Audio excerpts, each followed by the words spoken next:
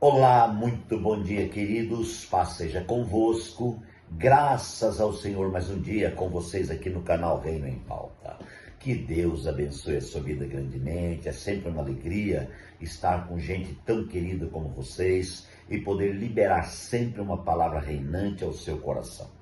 Queridos, nossa série é gloriosa e ela já está na mensagem número 12, falando o quê? 6 passos para viver a realidade da presença manifesta de Deus. Eu creio que essa questão aí dos 6 passos, ela trouxe para nós uma revelação muito profunda acerca de uma preparação, na verdade, para poder entender a realidade da presença manifesta de Deus.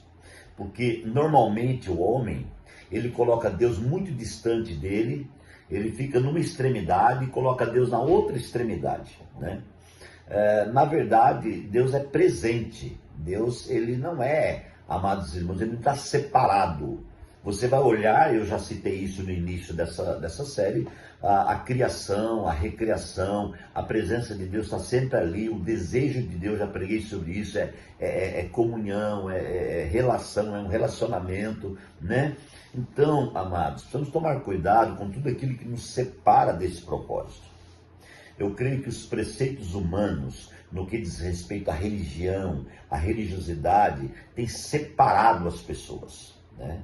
Quando, então, poderia entender um religamento, o sacerdócio, o exercício sacerdotal, que seria um religamento, porque o sacerdócio significa ser uma ponte, e a ponte, ela tem um poder forte no que diz respeito à religação. A ponte, você coloca ela num abismo, ela pega o povo daqui, põe para lá, o povo de lá para cá. Então a ponte, ela emenda uma ligação, né? Aleluia. E essa é a visão do Evangelho de Deus, é a visão, é ligar, é religar, é pegar o homem, irmãos, que já era ligado no início, foi desligado pelo pecado e agora religar. Esse é o propósito da cruz, é o propósito de Cristo e continua sendo o propósito do Evangelho. Mas o homem, ele tem dificultado esse Evangelho. O Evangelho, que não é difícil, o homem deixa ele difícil e começa a dogmatizar o Evangelho.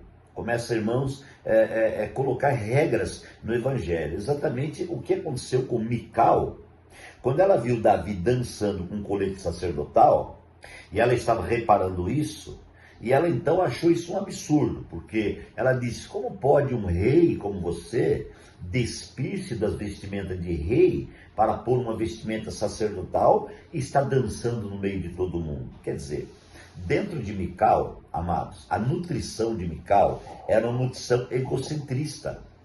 Era uma nutrição que não agrada a Deus. E, infelizmente, a síndrome de Mical, ela é muito presente na vida dos crentes hoje.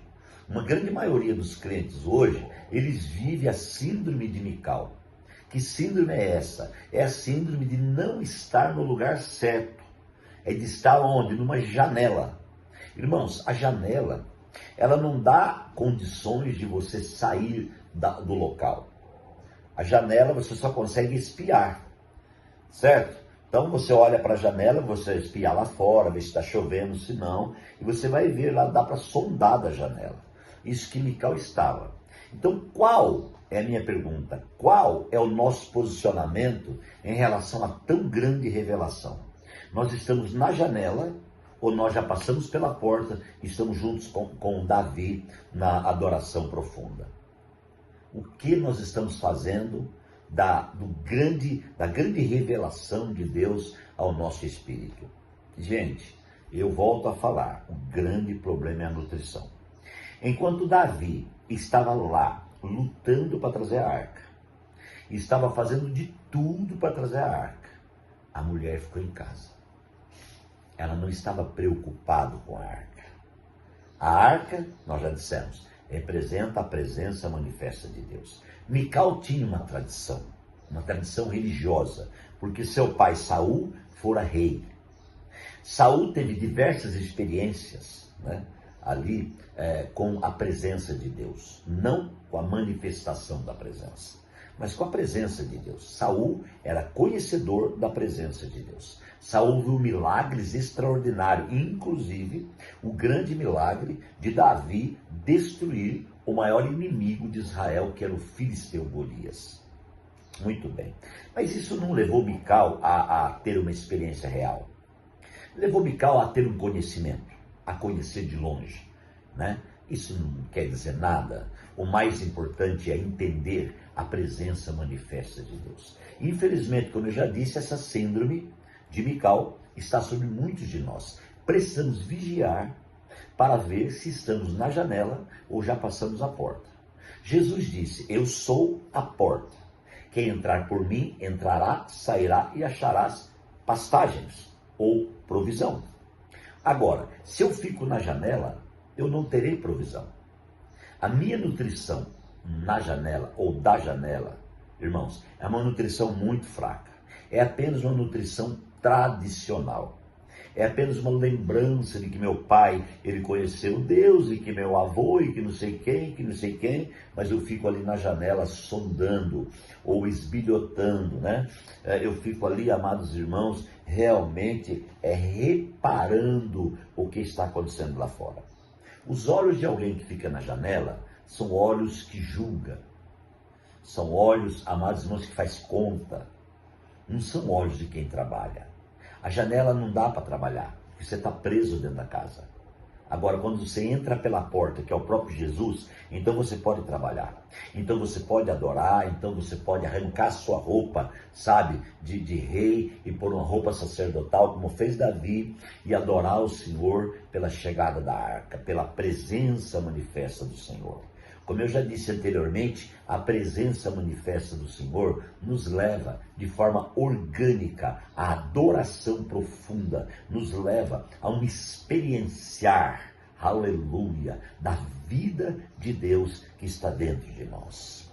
É possível alguém ter a vida de Deus e não experienciar a vida? Sim, é possível. Eu já disse que o homem tem 70% de água no corpo e mais a presença de Deus. Quando esse homem entregou sua vida para o Senhor, ele foi chamado. Mas isso não é o tudo. Amados e queridos irmãos, eu preciso então fazer o quê? Entender e vivenciar a manifestação dessa presença. E como eu já disse, a manifestação dessa presença é a vida prática, certo? Como igreja, que é o ambiente próprio para relacionamento. Mical não estava no ambiente do relacionamento. Mical estava no ambiente particular, no seu ambiente, no ambiente humano, no ambiente da sua própria casa, onde ela governava. Irmãos, para que nós possamos viver a presença manifesta de Deus, nós precisamos sair do ambiente do nosso governo. Qual é o ambiente do nosso governo? O ambiente do nosso governo é o exercício da nossa vontade, mente e emoção. Esse conjunto de coisas formam a nossa alma. Então esse é o ambiente do governo humano, que iniciou quando? Quando houve a queda, o pecado. Agora, o que eu preciso fazer? Sair do ambiente do governo humano, entrar no ambiente do governo divino, que é o nosso espírito. Ali ele habita. E o que Paulo ensina a fazer? Pegar o ambiente do governo humano, santificar ele, certo? Santificar é separar para. Esse é o ambiente divino, esse é o humano, certo? Eu não posso seguir essa regra, eu não posso viver essa ordem. Eu preciso pegar esta ordem, santificar ela, separar ela para. Quando eu santifico, a minha alma faz isso. Uau! Agora sim, somos um, né? Só que, num dado momento, existe uma voz que vem na minha mente, tá? Que a minha mente é o campo que atua na região da vontade humana, na alma, certo? Então, quando vem aquela palavra na mente, eu faço isso. Separou. A alma continua dizendo, não, eu acho que é assim. Estava tão bom lá, adorando, puxa, Davi, né? Está adorando, mas eu estou aqui na janela. Então, Mical estava no ambiente humano. Do ambiente humano, ela reparava o ambiente divino. Impressionante, ponto isso. Se você vive no ambiente humano, você repara o ambiente divino. Você percebe na vida da igreja, na reunião da igreja, que sempre tem alguém reclamando? Um dia é a altura do som, outro dia é não sei o que, outro dia mais não sei o que, outro dia mais não sei o que, outro dia mais não sei o que. Gente, esse ambiente de murmuração é um ambiente humano, é um ambiente fora da relação com Deus. Mical estava fora da relação com Deus. Davi estava na relação com Deus. Davi estava junto com a arca.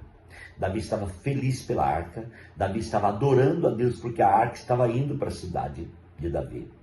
Estava cumprindo um propósito de Deus. Davi estava nutrido, porque a presença de Deus, a relação com Deus nutre. Enquanto que a relação da alma, ela seca. Então, quanto mais você atua na alma, mais seco de Deus você fica. Olha que louco isso, né? Se Mical entendesse isso, saísse da janela, pegasse a porta, corresse até Davi, abraçasse ele e falasse assim: eu vim aqui adorar com você. Gente, a realidade da vida de Mical era outra. Então, eu queria pontuar algo com você para terminar essa reflexão. Agora, por que então que muita gente vive mal espiritualmente? Está sempre reclamando, sempre murmurando, está sempre mal-humorado, está sempre, é a igreja, é o local, é o pastor, é o presbítero, é não sei quem, Jesus. Por quê? Por causa da nutrição. Faça uma avaliação agora, qual tem sido a sua nutrição. Se a sua nutrição tem sido palavra, tem sido Deus, tem sido as coisas de Deus, então você está no caminho certo. Agora invoca o Senhor e faz isso. E seja abençoado. Pai, muito obrigado por mais uma reflexão.